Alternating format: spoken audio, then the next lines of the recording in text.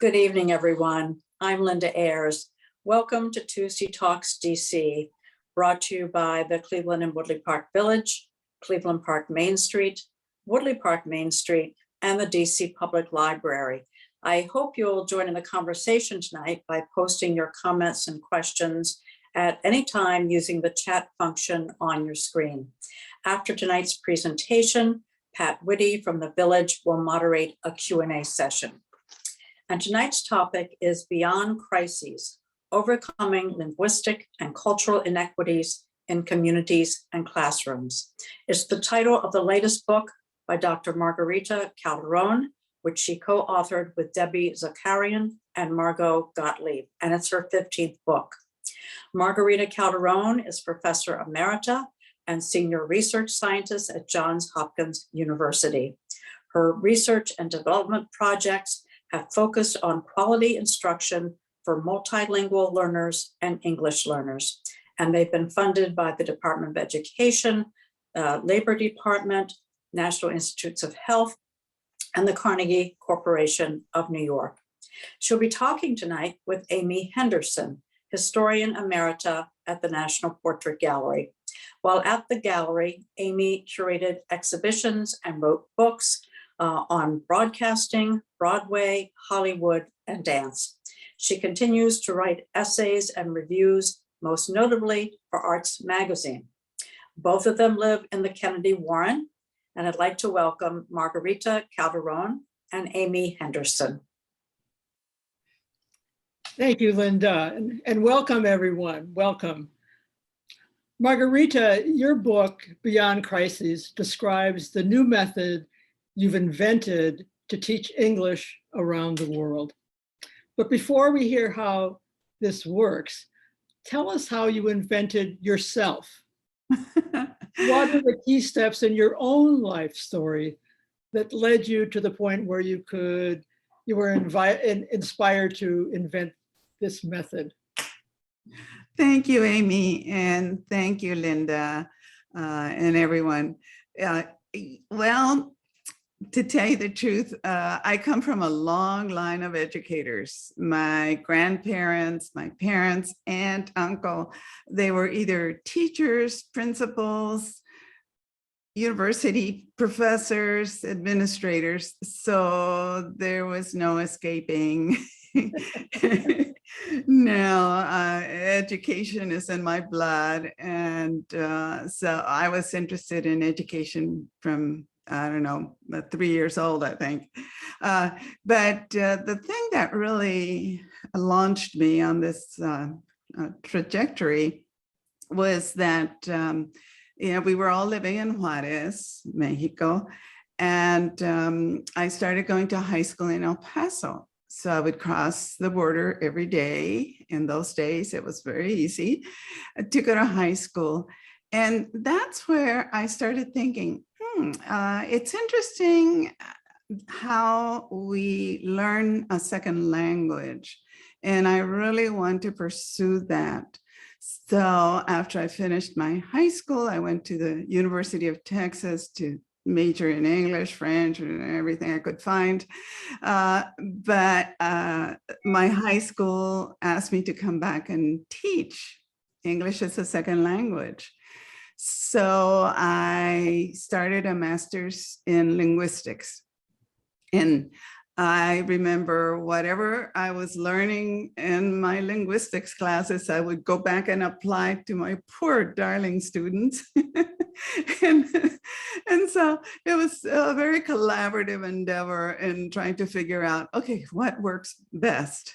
And that's how it kind of started. But then I was offered a fellowship at San Diego State Claremont Graduate School, joint doctoral program. And it was a multilingual, multicultural education program. So that broadened my horizon. And I wanted to study professional development, which is different from university courses. Professional development is at the school level, at the classroom level. And that's what I wanted to do. So at Claremont, I was lucky enough that they had this fantastic School of Business with professors like Peter Drucker and all these marvelous people.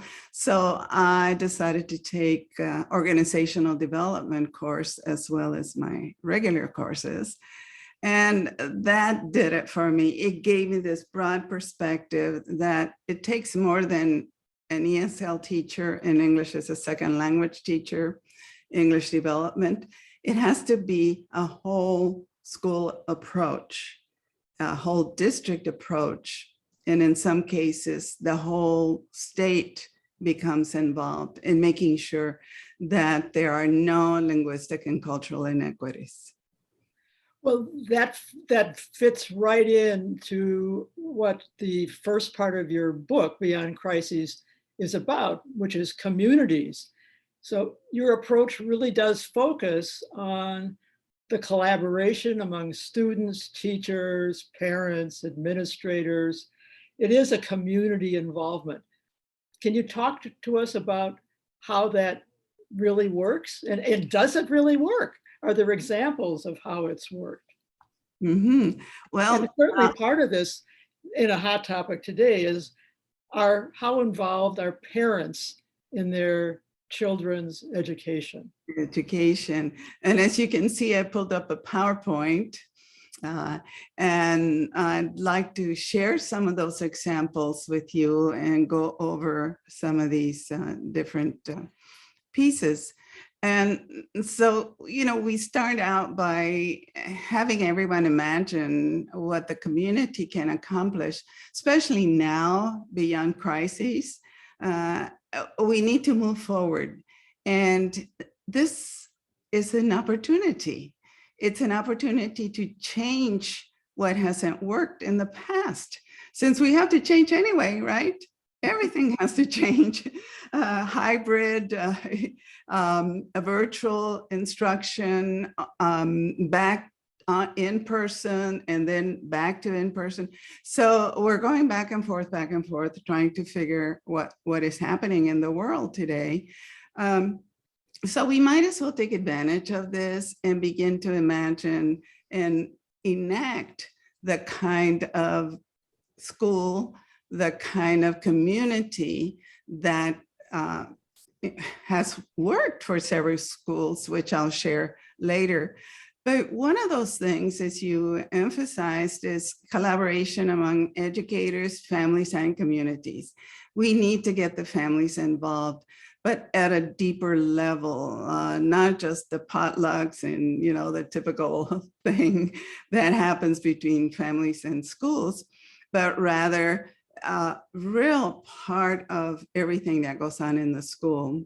And the second thing is a whole school professional development, a retraining of everyone to develop capacity building in new strategies, because now we can change. Now we can implement those things that we know are evidence-based, research. Do you find that people are buying into this? Educators and administrators, are they open to this kind of change? Some are.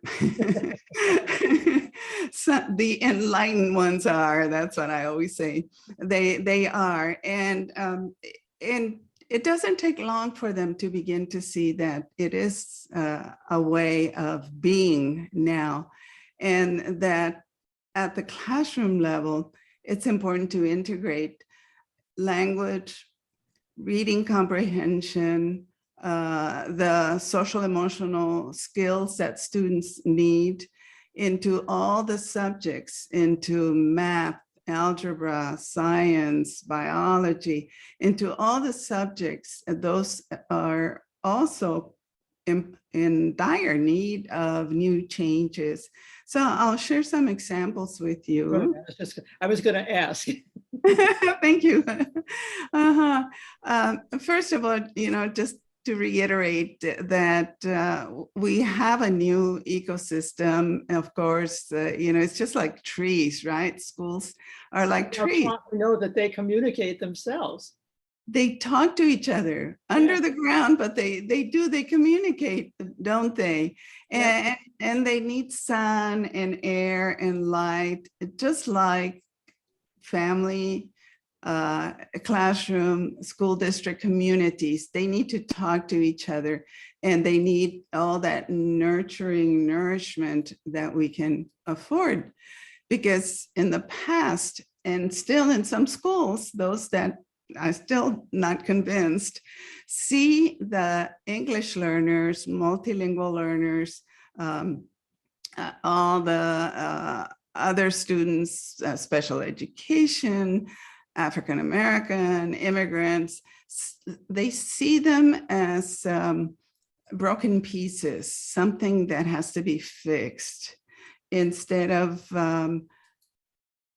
beautiful mosaics where students have wonderful experiences that they bring from home. They have talents. When schools put all of these together, it's just a beautiful thing that happens at the school level. And Margarita, did the co-authors of Beyond Crises, did they come to this project with the kind of different talents and expertise that you could all work together? that's why it worked. That's why it worked. And definitely because we all brought something into the picture. Some of us knew more about children, others, Debbie knew a lot about parents and community and family. And of course, at the school level and community and beyond. So one of those examples, as you go and chase your little kitty, I'll share a little bit of the examples that some schools are doing. Not only do they have nurses on site, but they also invite doctors, dentists, optometrists to come once a month and offer services. And continue for those children that need these services. They also have others that come to help with housing, nutrition, which is critically important. And more so now this year, a lot of counselors, psychologists, many more, because they are interested in the health and well-being of the students. But they also want to go beyond that and think about the future, think about the talents of the students. And so what they're offering now is opportunities to develop arts, music, dance, which I'm sure you would be excited about, because this is what's missing in many schools. That's why the students they don't stay after school, because the programs are boring. But if you offer something interesting, it's going to keep a lot of the kids out of trouble. They'll be so excited, and they'll learn things that will benefit them for life. And so the schools are planning all this type of after school, out of school activities. But also at the classroom level, business people come to school and share what a particular business is about, to encourage students to aspire to follow that trend, that career, whatever it might be. Also, students are invited by local businesses to do internships, to become apprentices of whatever task business might need. And so there's a lot of collaboration, interaction between all of these entities, and it helps all around. Did you? Oh, go ahead. Yeah. I was just wondering about, oh, there you go. I was just going to ask about an example at a high school. Oh, thank you. Yeah, I read your mind. Yes. One example, Brockton High School. The community of Brockton, the medical community, realized that they needed translators, they needed interpreters, because the community, Brockton itself, was becoming so diverse that they started looking for interpreters and couldn't find them. They went to Brockton High School, they teamed up, and now Brockton has this 2-year amazing medical interpretation and translation program. Wow. So the kids, yeah, themselves, they get certified, they help the health community. And of course, you know, some already have a job offer when they graduate. So it's all very exciting. And yeah, internships and apprenticeships. What a great way to bring a lot of people together. Yeah. And another example is in California. In California, they're very much interested in working with the families. This community is about 40% Hispanic. So they are offering and planning to offer workshops for parents, some in the morning, because maybe they work later, some in the afternoon. Will this be to teach English to parents too? Some, yes, many schools are now offering English as a second language to parents. But in this particular place, they are going beyond ESL, besides the ESL classes for parents. Tell us again what ESL is. English as a second language. Besides the English as a second language classes at schools for parents, they also offer these workshops on how do you teach vocabulary? How can you, how should we read to our children? How can we help them write? And we don't speak English, but is there something we can do? Oh, yes, there's a lot you can do in your own language, because once you know how to read and write in your own language and your family has helped you, like they did me, it was so easy to just slide into English. And so this is the type of workshop that this district is planning. Additionally, they're going to have joint sessions. So for instance, here are some steps to teach a word. We're going to bring the parents and the families, and they're going to practice together. How do we go about teaching words? How do we go about showing a book? And so all of these are joint collaborative activities that bring the families closer. And you've put this into effect in some places, and it's working. It's working, and yes, okay. It's working, but it's ongoing. It's long-term. It's not a one-shot deal, not one workshop. It's a commitment. It's a full commitment. Now, in the second part of your book, you talk about schools. And I wonder, how has the pandemic changed education? Because the dependence on tech-based learning has been the way it's been going for over 2 years. So how has that affected going back to the classroom now? It's affected, as we can see here. This is before the hiatus, the COVID hiatus. We used to have workshops for the whole school, and they would be a lot of fun because everyone was participating, but we would integrate different activities to make them interesting and to have them feel what students feel. And it looks like there's some parents there too. No, they're actually all teachers. Oh, okay. Principals, counselors, oh, but it's not a school day. it's a whole day, and they're dressed very informally because they know we're going to be acting up along with learning. And so that used to be before. Now, what is happening is that we continue to work with schools. We're working with 19 schools in North Carolina and 10 in Texas, but it's all virtual.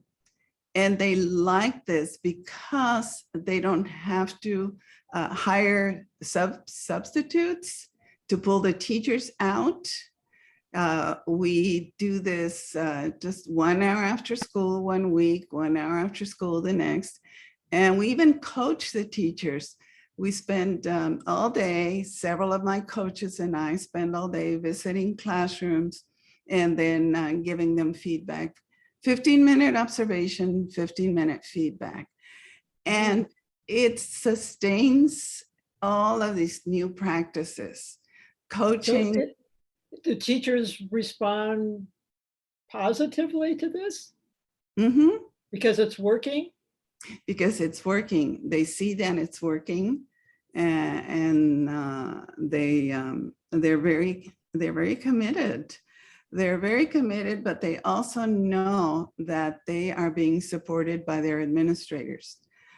How do you get bureaucracy is bureaucracy. So how do you get administrators involved enthusiastically and not just like bureaucrats? Right. Yes. Well, we start out by meeting with them, with all the principals, assistant principals, instructional coaches, counselors, and we say, well, train your teachers, but you have to be there. And that's what a whole school PD professional. Are they stunned? Are they shocked, stunned to know that they have to be there? We don't say it that way. We just invite them to be there. You're very persuasive, Margarita. But they do come, they attend the PD with teachers. Because they know that there's a success going on, that they've seen that it works. They've seen the data, they've seen what has happened in other places where we worked, New York and Hawaii and other areas. And so we meet with them to explain how to sustain a quality implementation, how to support teachers. And they make a commitment to go from compliance, not just trying to comply with the regulations from Department of Ed, Department of Justice, but to really go for excellence. Is there a competitiveness here? I mean, our district can be better than New York's or Hawaii or California? Or even within the school district, we're already hearing, we just started last month with one school district, and we're already hearing, I want you to know that our school is better than that one you trained last week. That's great, because it's a competitiveness that adds that extra little punch, that says, yeah, is just better than yours, or we can do better, we're doing a better job. And that administrators take that on their shoulders too, because it reflects on them. Yes. So we're very excited about that. And they themselves, as I said, go through more training, and they map out the teacher support system. They try to anticipate the bumps in the road, the hurdles, things that are unexpected. When do we go back to in-person? We've been at virtual. Do we go back to virtual, hybrid? Now, do you get involved in that discussion? Yes, because we're there. We're there with them. And we guide them. It's their decision. You see another one on the wall. There were several administrators. This is just one group from one school, but they come up with their own plans because they know their schools. Right. And you can tell them what really wouldn't work too, in your own gentle way. Yes. And so that's at the school level. Now, and then the third part of your book, Beyond Crises, deals with classrooms. Mhm. And I think this is an enormous subject, but how are classrooms changing today? And how has the role of educators changed radically today? Mhm. Radically, because every school has language minority students, as one of the official terms is, or English learners, or multilingual learners, emergent bilingual learners. There's so many different acronyms. I'm not even going to go into No. I There's wouldn't too many. understand. So we'll just call them English learners. And the teachers go through these 2 to 3 years intensive professional development programs with us to learn how to integrate academic vocabulary, reading comprehension, social emotional skills. Do you do that online with them? How do you get Now involved? we do. to help them Yeah, guide them? now we do. It used to be in person, but now it's all online. And teachers learn how to integrate that into their core content instruction and to their science, math, social studies, language arts classrooms. And we emphasize the importance of vocabulary, academic language, because it really helps to turn these spokes. Vocabulary is a precursor into reading, and reading generates a lot of good writing. So it all comes together. You can't teach one and then just, been there, done that, and that's it. It Right. all has to be integrated. And additionally, the students also can be learning some of those social, emotional competencies or skills. Competencies are skills, such as self-awareness, self-management, managing their own behaviors, becoming resilient. Yes, I'm going to learn that vocabulary, and yes, I'm going to tackle this reading. Who instills these skills in them? The teachers. But that's a whole different, my teachers never thought about that. Right. My teachers didn't either. So the retraining of educators is enormous here. It is enormous. And that's why not too many are ready to make all these dramatic changes. But for some schools, we're taking one step at a time, 1 year at a time. 1 year just on academic language, vocabulary, discussion, discourse, oracy, oral language development. And then the second year reading, the third year writing. And do the teachers then collaborate a lot more with parents? this is where if the Lindsay, California example is taking place, where the teachers attend all these sessions on vocabulary, but the parents also. And then they come together at some point and then learn some more and come together. And is this a happy relationship usually? Does it work? It works, and sometimes not enough parents show up because they have so much other stuff to do. But it's a long term. That's why it has to be long term. If they miss one session, we can't blame them. They can come back another time. And how do you train teachers today? How are they trained to do this much broader kind of involvement in collaboration? With the families or with themselves? First of all, it starts with the teachers among themselves. And so if we show them These learned skills, or are they educated to do this now? I'm just curious because I don't know. I mean, are they educated in a different way today, or are these skills that they have to pick up to make the collaboration work? mhm, yes, yes, it's pretty much skill based. And you know, teachers have this innate love for students, and so they're going to try. They're going to do everything under their power. And even though we say, well, here's how we can teach vocabulary, here are the steps, work on it, but make it your own. Put your personality in it, put your heart in it. Don't think that it's something stifled. If we say, do these 7 steps, fine, do them, because you know they're evidence-based and we know that this is going to work, but make them your own.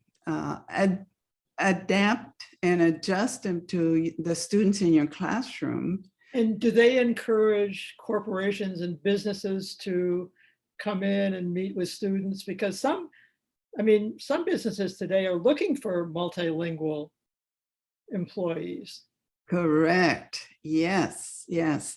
And so bilingual programs also go through this. If they're teaching in 2 languages, they're also teaching academic Spanish or academic Haitian, which is really hard, but they are teaching the academic language of the home, and then the academic English. But in the meantime, also there is translanguaging. It's okay to use both languages to learn a very difficult subject, because it accelerates the learning of the content.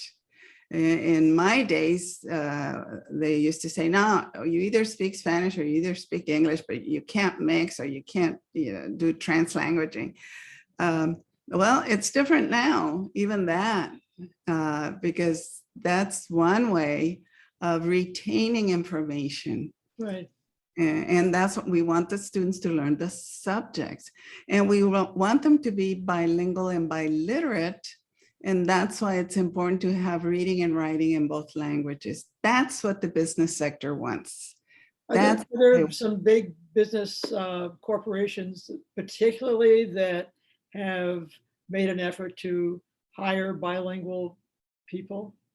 Everybody. Like Amazon or Amazon, Bank of America, you know, all the businesses are hiring, are wanting to hire more bilingual people, especially in the medical realm. And so everywhere, they're always asking for bilingual, proficient bilinguals. Biliterate, and biliterate means that they have literacy. They can read and write in both languages. Sometimes it's only speech, and that can only go so far. right. Right. So that's why language programs need to make sure that both languages are balanced, and that they're learning everything at grade level at the same time, so that students, when they graduate, they can be truly biliterate. Is your program growing, do you think? Yes. You know, in some schools, it's only in English. The majority of the schools that we're working with, it's only in English.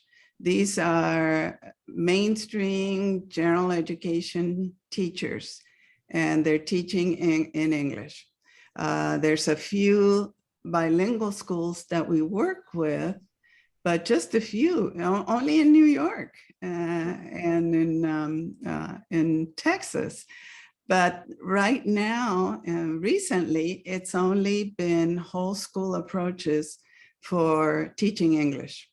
And you've worked with all kinds of immigrant cultures too. I mean, you were working in North Virginia with, was it Afghan refugees? Yes, yes. Vietnamese? In New York City, we had a school with, I think it was close to 100 different languages. Wow. Yeah. And so it's multilingual. That's why it's no longer just, they're English learners, but the classrooms are multilingual. There's a lot of languages. And that's when you cannot have a bilingual program. Right. Because yeah, you have so many languages, there's no way. That's why we opted for coming up with this program that helps core content English teaching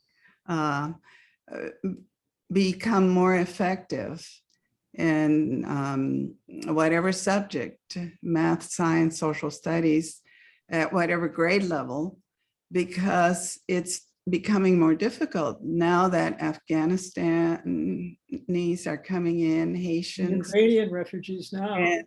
And now we can expect more Ukrainian Right. refugees. So Yes. what would you like to see in a year or so? How would you like to see your program evolve? I would like to see more schools adopt a whole school approach. I think that is the key. It's having everyone involved in learning how to teach academic language, how to teach vocabulary.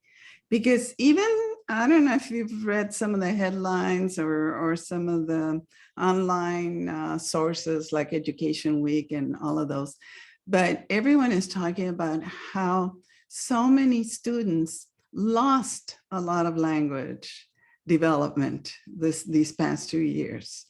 And that even babies aren't talking enough.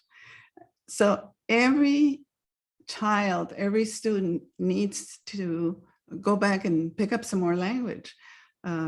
As I mentioned, I think I mentioned, they need to learn 3,000 to 5,000 words per year. And that's what we tell the parents. And when you tell the parents, you have to teach all these words, then after they panic, they say, okay, but how can I maybe collaborate with 100? So you start. Yeah, just Right. start with everything you do, everything that is in front of you, that has a label, that is a word, that has a function, that can generate a lot of questions. And yeah, so we give them examples such as those. Margarita, this has been terrific. I think it's time now that we might have a few questions from our audience. Sure. Hello. Hi, Pat. We do in fact have a few questions from the audience. I hope that we can get to them. This has been a wonderful conversation, and I know that people are listening with great interest. So let me start, first of all, with kind of a broader question, and then I'll drill down to some of the more narrow ones. You have taken on a really huge issue to bring racial, cultural, and linguistic equity into classrooms and into the community. What gives you hope, Margarita, that in this time of division, that this can actually be accomplished? I think, I'm always hopeful. And my mother said, you're gonna die hopeful. And I have such great hope in teachers, administrators too. But my hope is in teachers because they understand, they know how important it is to make sure that every child learns, regardless of race, color, background. Every child needs to be well prepared. And we see it, I see it in these 29 schools where we work on a weekly basis. We're there every week working with these schools. And we see how things are progressing. And it's It's wonderful. Last night, I was almost in tears because the principal came on afterwards. When the teachers left, he stayed and he says, I just want to thank you. My teachers love this. They're seeing effects on the students. And he couldn't thank me enough. And I said, please stop because I'm going to cry.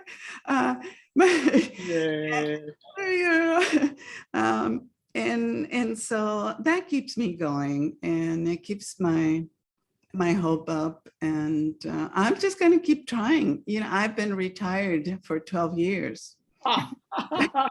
Some You don't sound retired. retired. I'm retired, but working more than ever because there's so much to do. And I'm trying to prepare as many of my associates to continue this work because I believe in it and we see the results. Well, let's go to results then. And how do you measure your results? How do you measure success? How do you know that it's working? First of all, because we collect information to see if it's really being implemented, and the coaching and observation protocols tell us, first of all, is it being implemented? Because if it's not implemented, we know it's not going to work. So that's where the administration comes in and makes sure that there is an implementation. But the data that we want to see is improvement in the student scores. Are they doing better in language arts and math and reading? And we compare them to other schools. In Kauai, we work with a high school, and this high school was the lowest performing high school. After 2 years, we compared the student scores with the other high schools, and it was amazing. Plus, the students had such great scores, SAT scores, that they had more money in scholarships than some of the other high schools. Right. So those are some of the soft and hard data that we like to collect. Are you able to collect data on what you call the social emotional learning? Is there a way you can evaluate other than just seeing smiles on faces and more relaxation in the classrooms? It's helping the students be more apply themselves more to studying. We can see where students who would not take a book home are now taking books home. They're reading more books. Their writings are becoming longer, more text-based type of writing. And so that's our measure for SEL. Are they learning what it takes to be an excellent student? And those are the skills or competencies that we look for. That's what we want. We don't talk about SEL being, in some cases, it's this morning meeting where they talk about what they did yesterday and things of that nature, or in the evening. No, this has to be integrated into everything that the students are about to do, so they do it with thinking excellence, quality. It's giving them that type of mindset that if you're going to do something, you need to do it right. And you need to make your parents proud and your teachers proud. And you yourself have to feel so good about yourself, about what you're accomplishing. Well, that's a great answer. In terms of language learning, you spoke about family involvement. What does it really mean to get the whole family involved? Does the whole family have to try to learn the language as well as the child? Usually the child and the siblings are going to school, so they'll be learning English as they go to school. And maybe one of the parents has already learned English, so the other now can attend some of those English as a second language classes, and that's how it evolves. That one starts and then the others jump in. But there are sectors where families don't have to speak English. There are places in Texas and California, New Mexico, all these states where the whole community speaks Spanish and or Mandarin in some, San Francisco, Oakland. And so some parents feel that they don't really need to learn English, but they want their children to learn English because they realize, okay, I started out like this. I may never learn because I'm old, but I want my children to succeed. And so that's when they start motivating or pushing their students. How long, you talked about your professional development with the teachers, about how long does it take to teach the teachers how to use this program and how to function efficiently in it? We have data for that as well. For some teachers, it takes a whole year to become master teachers. For others, because they have so much background, maybe just half a year. But I would say that the majority needs 2 years. They need 2 years. Yeah, because a lot of it has to do with disposition, and so that's part of it. Yeah. So when you say, Maria, when you say we work with the school districts, you must have a team. So it's the team that's really there for 2 years to teach these teachers? We all work together. There's 12 of us. And we take turns doing workshops. For instance, tonight, two of my associates are doing a workshop for a school in Texas because they start after school. And so their workshop was from our 6 p.m., their 4 p.m., and from 6 to 7. So they were doing the workshop themselves. But the 12 of us, 11 have been with me for quite some time. And so we all just take turns and do as much as possible together. And two of the other people are Debbie and Margot, who helped you write this book. Is that right? Yes. How did the three of you come together to do this? Our publisher, our editor, whom we love dearly, and we've written other books with him before, Dan Alpert from Corwin Press. He called us and he says, I would love for the three of you to write this book. And he even gave us a title, Beyond Crises. And so we were so glad to do that. How long did it take to write the book? 3 months. Wow. 3 months. That's amazing. Margarita, do you work in schools that do not have significant language diversity among the student body? We did in Virginia. We worked with some schools in Virginia that didn't have, in Southern Virginia. And that was great. And they said, I think we only have 5 students, but if you want to come and work with our teachers, do come. And so we did. It seems to me that that's more of a cultural learning than it is a language learning in that situation. Would that be true? And what they're learning is academic language and reading comprehension. This whole program started out as a reading comprehension because we realized that students aren't reading enough. And many, and not just the English learners, students in general, they read and they sound really good, but then you ask them, what did you read?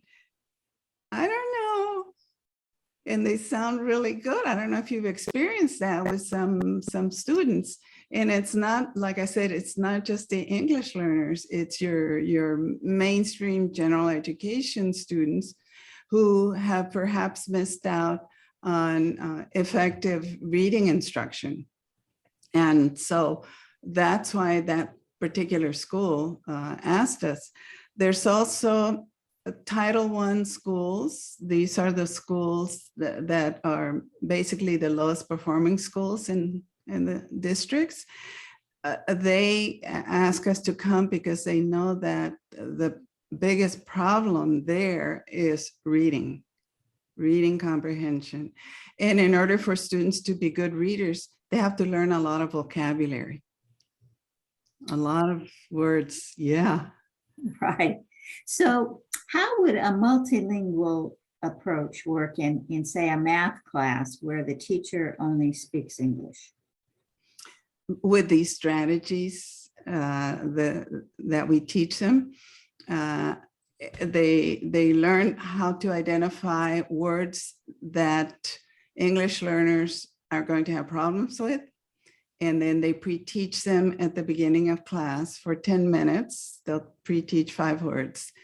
And then when they present a problem, they'll start and do part of a formula, maybe stop and say, okay, now talk to each other, talk to your partner, and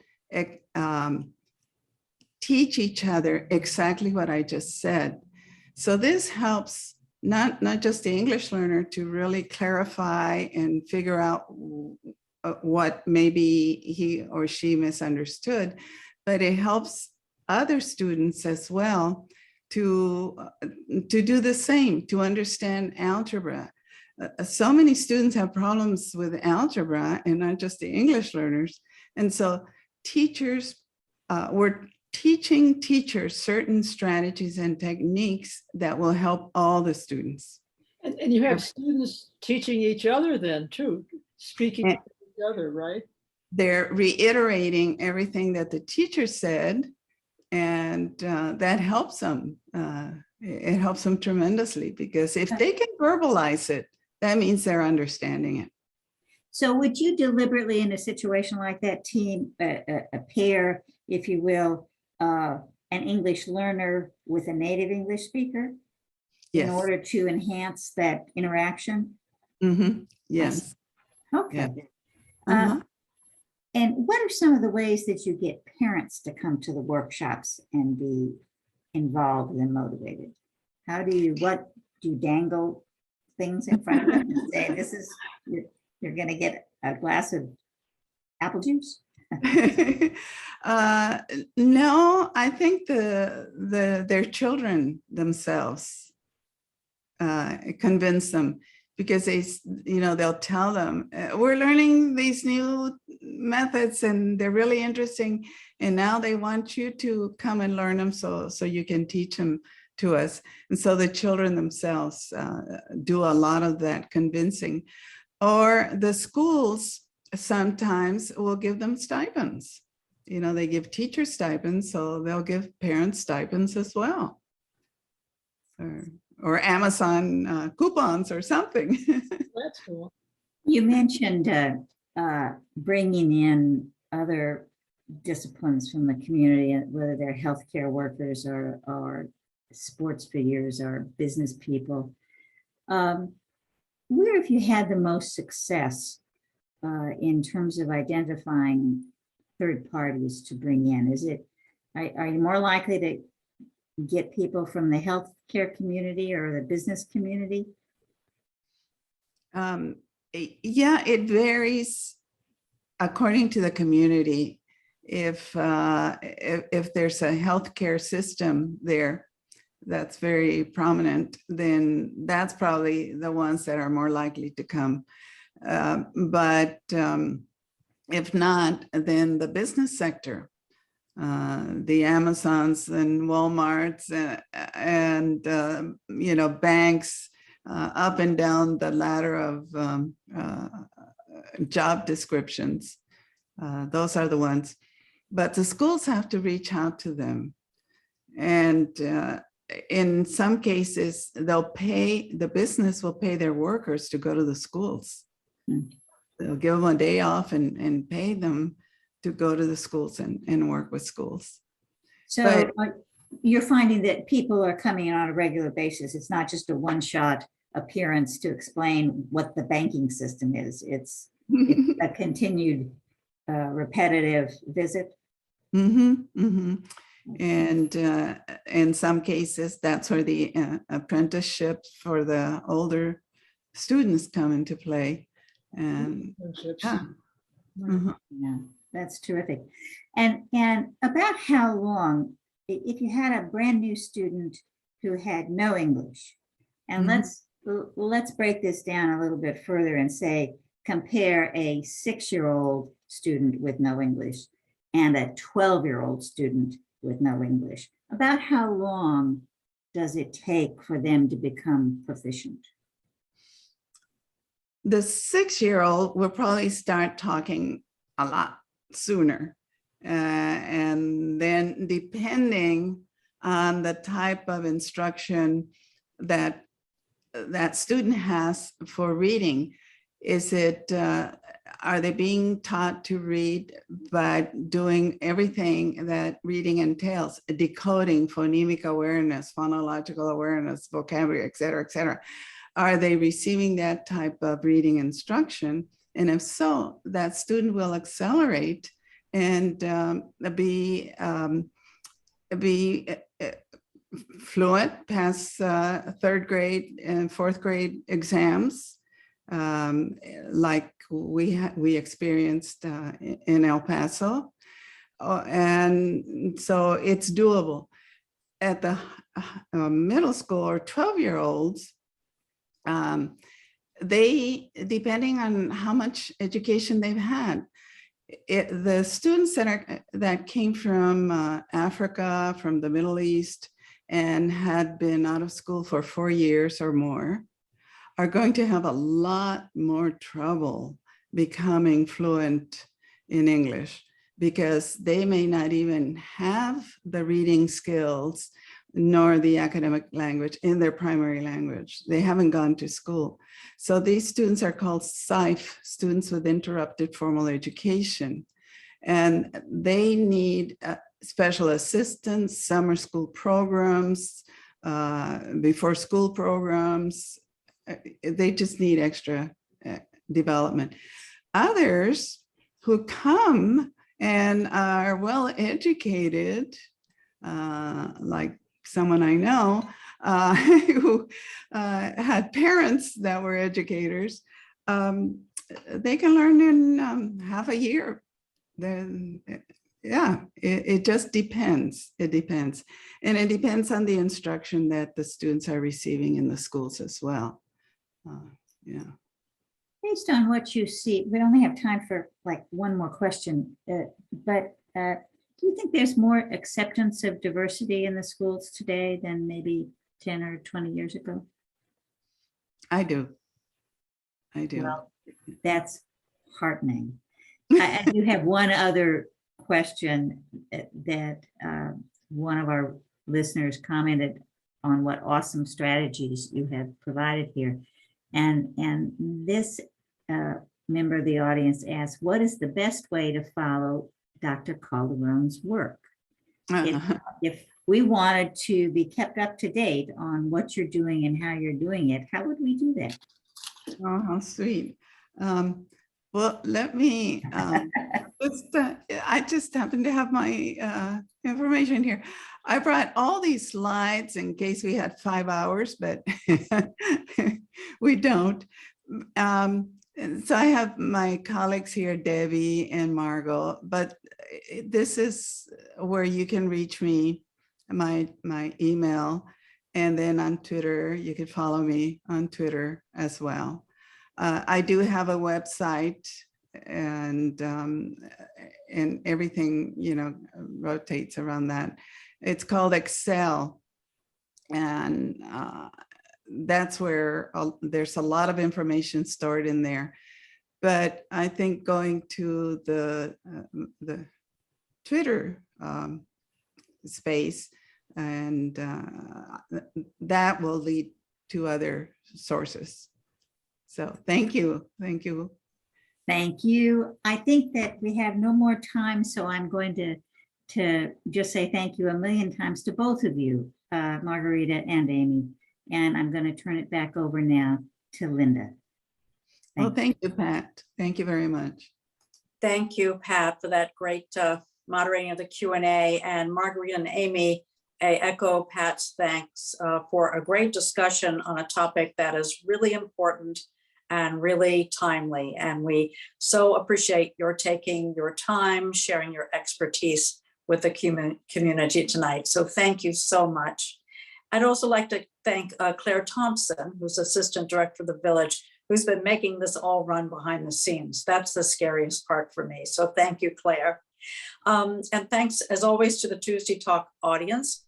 We hope you'll be back on May 10th, when our very own Peggy Robin, moderator of the Cleveland Park Listserv, will talk about when there's never a dull moment behind the curtain of the Cleveland Park Listserv. We have the largest moderated listserv in the entire United States, and Peggy has a lot of stories from moderating that throughout the years. She'll be in conversation with Bar Weiner, the president of the Cleveland Park Citizens Association. So until then, I hope you all stay well, enjoy the spring if it ever comes. Thank you so much, and good night. Good night. Good night. Thank you, Linda. Thank you. Bye-bye. Thanks.